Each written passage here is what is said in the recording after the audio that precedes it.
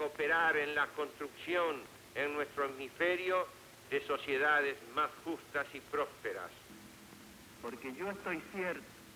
For 2 days, he sat at the conference table in Punta del Este, waiting and listening.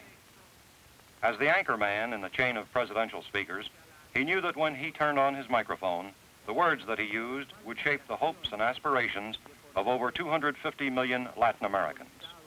Yet few there could have possibly guessed that many of these same words would take on a deeper and more prophetic significance for the Johnson administration before the month of April was over. Now, we must measure the progress we have made.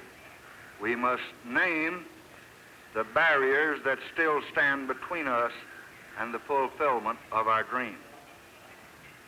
Then, we must put in motion plans that will set us firmly on the way toward the proud destiny that is our people's right.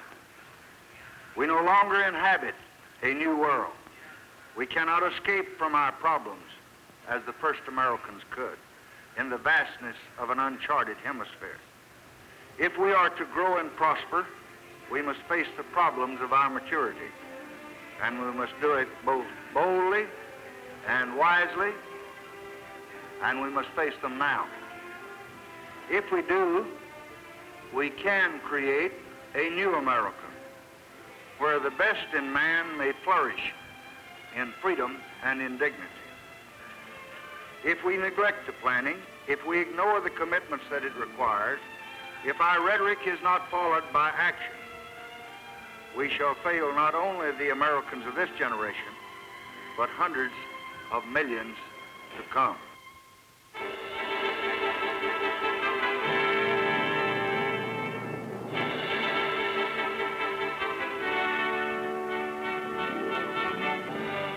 Late on the night of March 31st, President Johnson swept an entire contingent of Latin American ambassadors and their wives aboard Air Force One for a weekend visit to the city of San Antonio and a Saturday afternoon barbecue at the LBJ Ranch. By April 12th, President Johnson would be in Punta del Este, Uruguay, for a 3-day meeting with the presidents of 19 Latin American republics.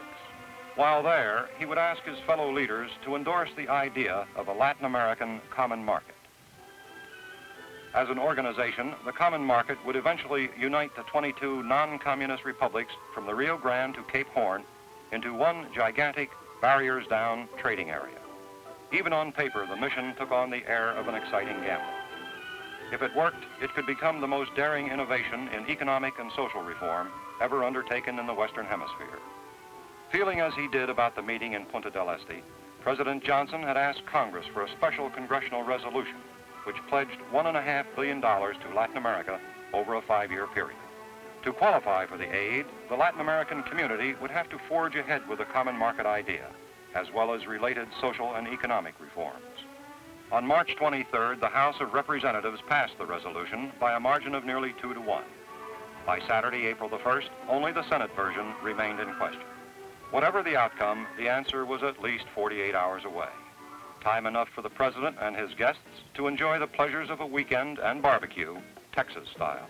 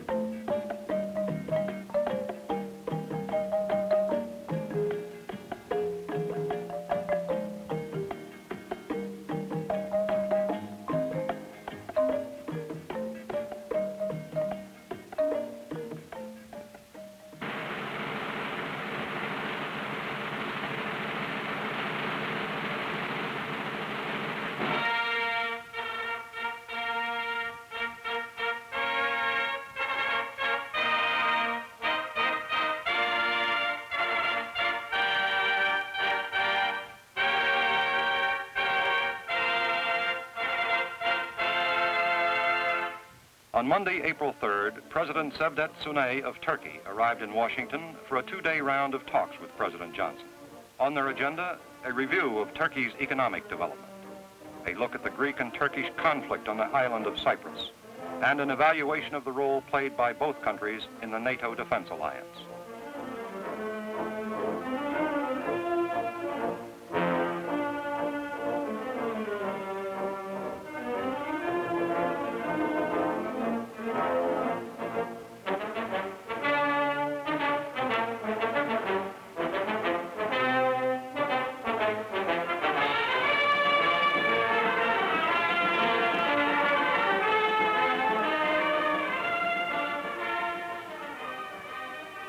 The third was also the day that the Senate version of the Latin American resolution hit the front pages of newspapers across the country. The Senate Foreign Relations Committee had changed the tenor of the resolution itself. All references to the common market were dropped, and Congress's power to authorize and appropriate foreign aid funds was sharply and pointedly emphasized. As interpreted by a few of the administration's more prominent critics, the House version would have given the President the same sweeping powers as the 1964 Gulf of Tonkin resolution. This reference to the war in Vietnam would draw eventual comment from the President during his talks with Sunay. This is the anniversary of the Truman Doctrine, 20 years ago, when President Truman called upon the American people to rally in the defense of freedom of Greece and Turkey. And there was a great deal of criticism in this land about that decision. Mr. Truman was accused of arrogance, of wanting to play world policeman. Some refused to believe this. Indeed, one of the proud moments of my life was on May the 7th, 1947, when I rose in the House to support President Truman and his supposedly disastrous policy of containment. Tonight, as we meet here in the White House, Greece and Turkey and Korea are taken for granted as dynamic, freedom-loving nations. And I hazard the guess that in 20 years, the Republic of Vietnam will similarly be taken for granted. Despite efforts by several prominent senators to move for passage of a stronger Latin American resolution before the week was over, an impasse on an unrelated presidential campaign financing issue and a three-day Senate recess would virtually rule out any possible action before the President left for Punta del Este.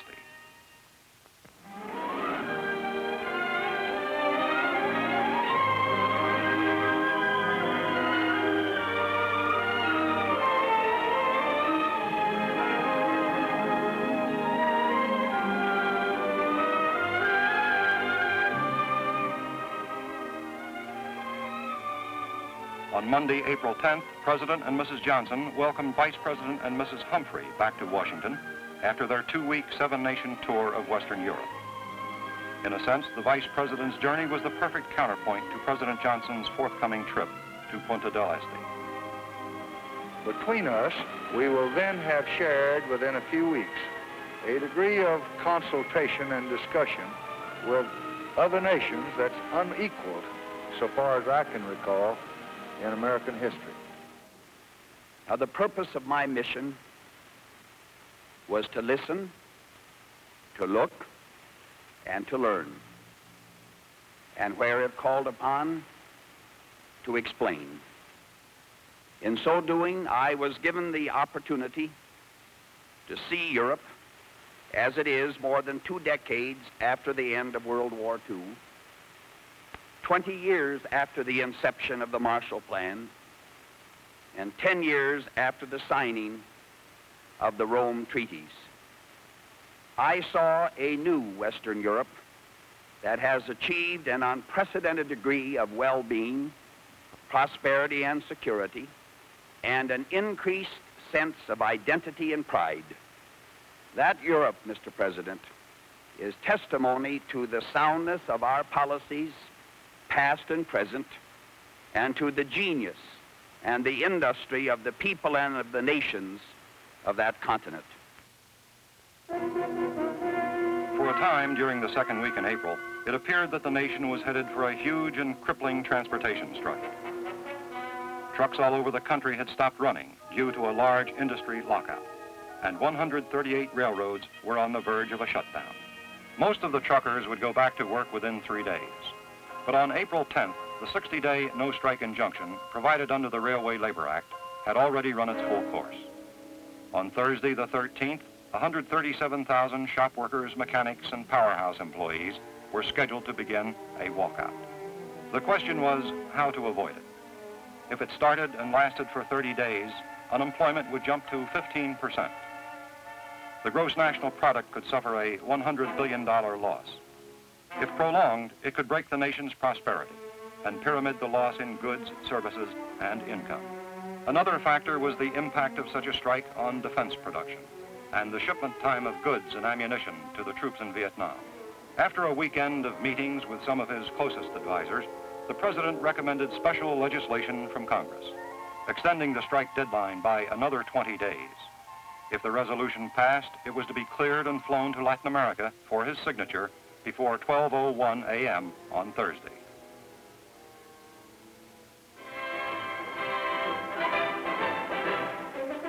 With his flight to South America only hours away, President Johnson took time to inaugurate the 1967 baseball season as he escorted Senator Margaret Chase Smith to opening day at D.C. Stadium.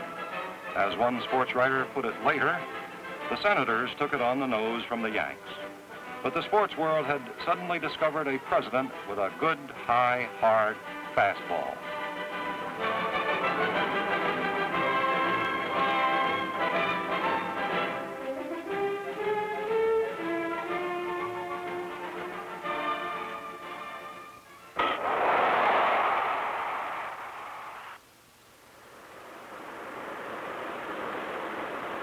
On the morning of April 11th, after an all-night flight, Air Force One approached the border between Brazil and Uruguay. The 5,000-mile journey to Punta del Este was almost over.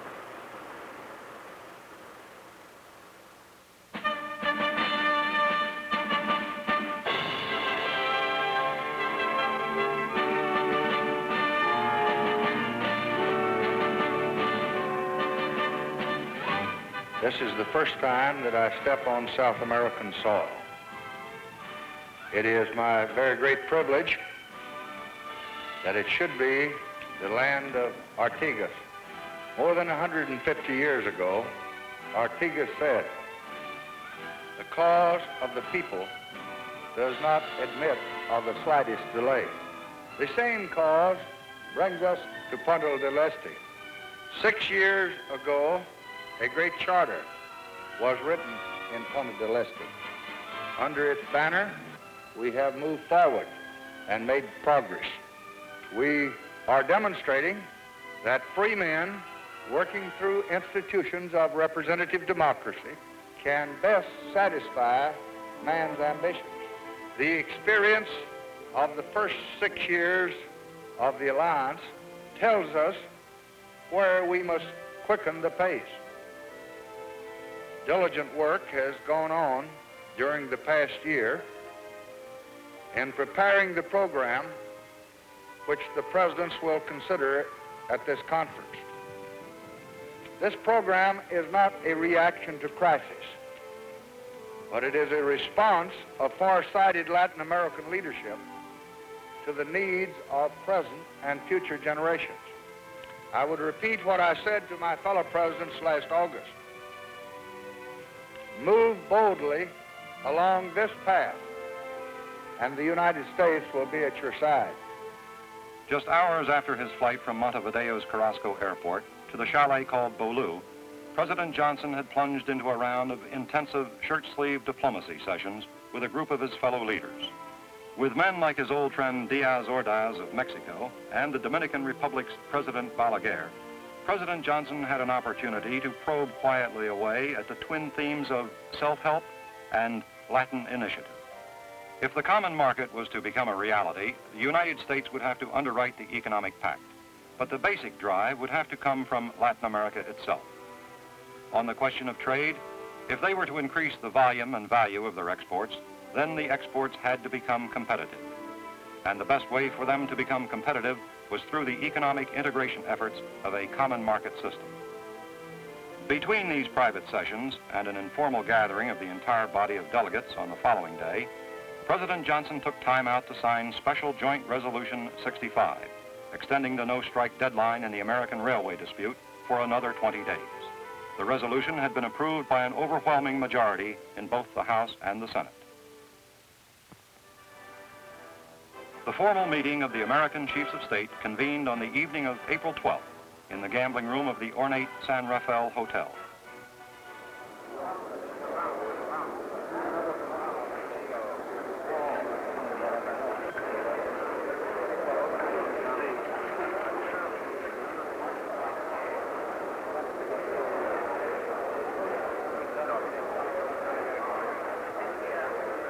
Host President Oscar Gastido of Uruguay sounded the obligatory challenge of the conference in his opening remarks.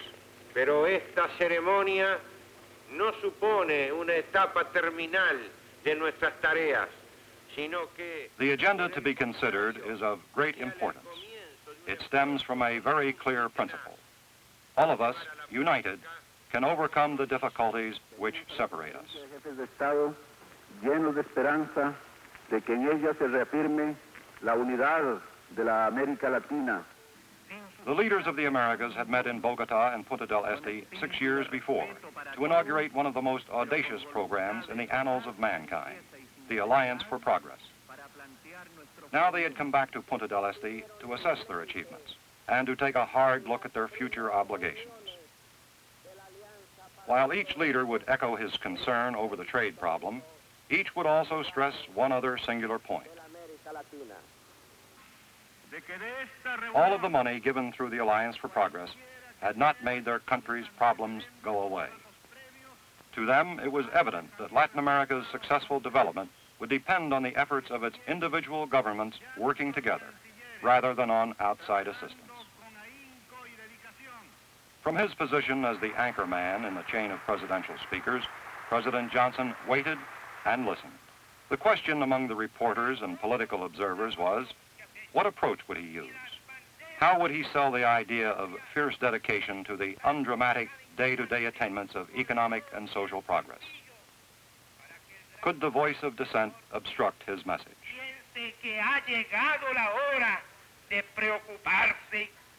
The answer to these questions came shortly after 1 o'clock on the afternoon of the 13th. I represent a nation committed by history, by national interest, and by simple friendship to the cause of progress in Latin America. But the assistance of my nation will be useful only as it reinforces your own determination and builds on your own achievements, and only as it is bound to the growing unity of our own hemisphere. Here are the tasks before us as I see it. First, you will be forging a great new common market, expanding your industrial base, increasing your participation in world trade, broadening economic opportunities for your people. Second, you will design and join together to build great multinational projects that will open up the inner frontiers of Latin America. The Latin American common market, once achieved, would alter the entire economy of the hemisphere. Multinational projects would open the way for an unprecedented movement of power, people, and goods that would affect every sector of Latin America and provide the physical basis for the fulfillment of an old dream, Simón Bolívar's vision of continental unity. To help Latin America expand the volume and value of her exports, the United States would explore the idea of temporary preferential tariff advantages for all developing countries. President Johnson would also undertake the task of expanded assistance to Latin America in the fields of education, agriculture, and technology. The time is now. The responsibility is ours. So let us declare the next 10 years the decade of urgency. Let us match our resolve and our resources to the common task until the dream of a new America is accomplished and is a reality in the lives of all of our people.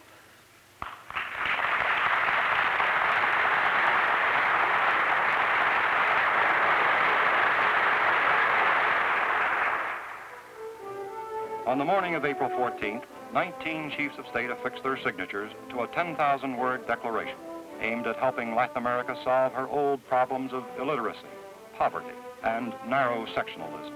With the sole exception of one country, the leaders had decided on a 6-point attack. They agreed to create and support a Latin American common market which would begin operations in 1970. To design and build a series of large multinational projects which would open up the inner frontiers of the hemisphere. To expand Latin American trade. To eliminate unnecessary military spending. And to intensify the battle against illiteracy and disease while modernizing agricultural and educational methods.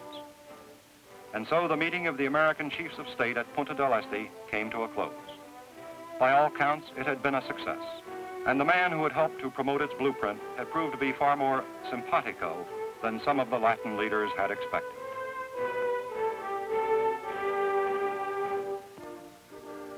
At Punta del Este, as at other recent summit meetings in the Philippines and at Guam, the world had an opportunity to observe a significant change in presidential diplomacy. Although the realities of his country's economic and military power seemingly made it impossible for Lyndon Johnson to be one among equals, his personal approach and distinctive style in the conference halls had made him a true partner. Always recognized as a superb political technician, he had accomplished more by saying less and by listening. In the post-war years, the correct diplomatic stance for a conference-bound president was considered that of a benevolent benefactor or provider. Now the style was being changed. Perhaps in its own way, the change was a tribute to the success of United States foreign policy since World War II. A policy that encouraged the free nations of the world to reach out for dignity, diversity, and individuality. A policy that had spawned one of the unparalleled economic success stories of all time, the Republic of West Germany.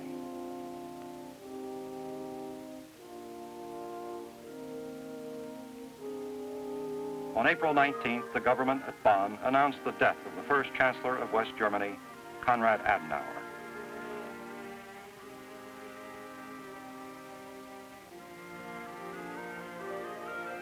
Four days later, 2 heads of state, 12 heads of government, and representatives from 61 nations began arriving in Germany to pay homage to the man who, more than any other, had shaped the destiny of post-war Europe.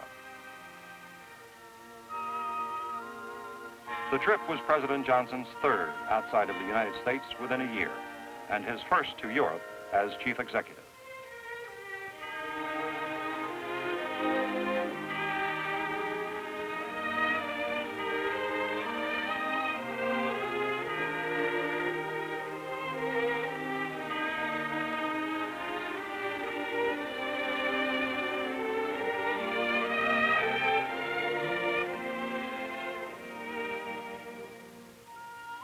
Paradoxically, Konrad Adenauer's death made the city of Bonn the scene of the most high-powered diplomacy in post-war German history. While there, President Johnson and his fellow leaders seized the opportunity to do something that world leaders don't often get a chance to do: discuss their problems face to face.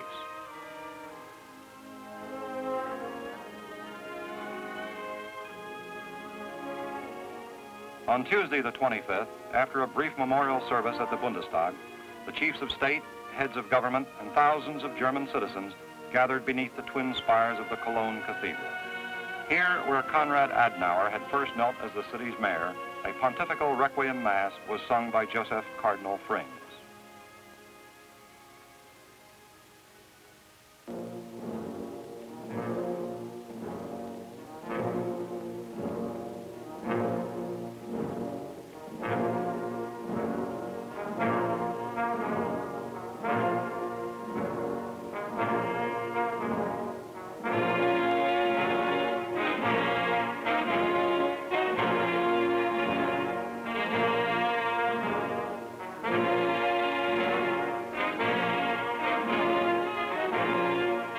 From Cologne, Konrad Adenauer's body was taken aboard a naval patrol boat for the trip up the Rhine River to his final resting place at Rhondorf.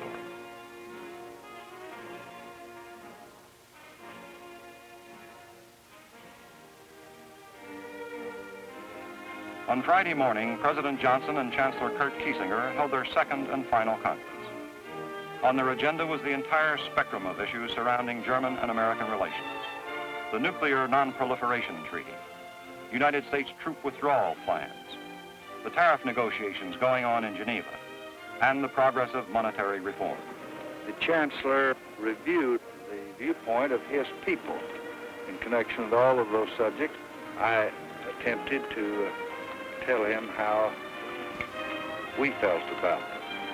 It is clear from our discussion that the friendship that has existed between our two countries for more than the past 2 decades will be continued, that there will be a constant, complete, and full consultation between us before decisions by either of us.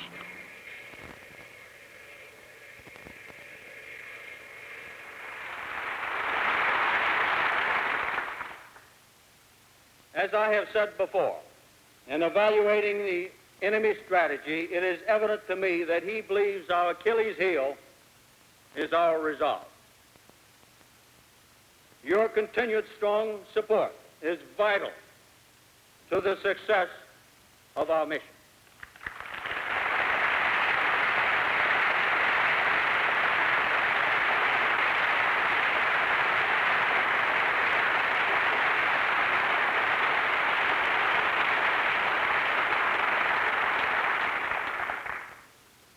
Our soldiers, sailors, airmen, Marines, and Coast Guardmen in Vietnam are the finest ever fielded by our nation.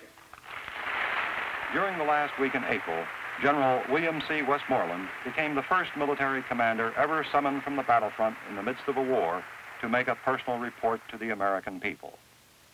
His presence before a joint session of Congress on the 28th of the month was unprecedented. It was also during April that the words escalation and descent were undergoing interminable use in the press and over radio and television. Specifically, they had become synonymous with or symptomatic of any increase in the level of American fighting in Vietnam, especially the air war over the North. They had become one-way words on what was clearly a two-way street. I do not expect every American to agree with each and every action that we who have responsibilities sometimes feel that we must take. But I do deeply believe that there will be less misunderstanding if the facts are better understood. These men understand the conflict and their complex roles as fighters and as builders. They believe in what they're doing. They are determined to provide the shield of security behind which the Republic of Vietnam can develop and prosper.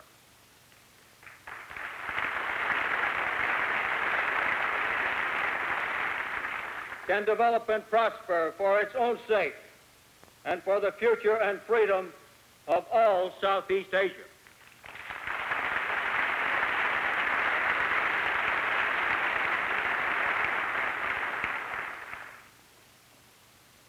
Backed at home by resolve, confidence, patience, determination, and continued support, we will prevail in Vietnam over the communist aggressor.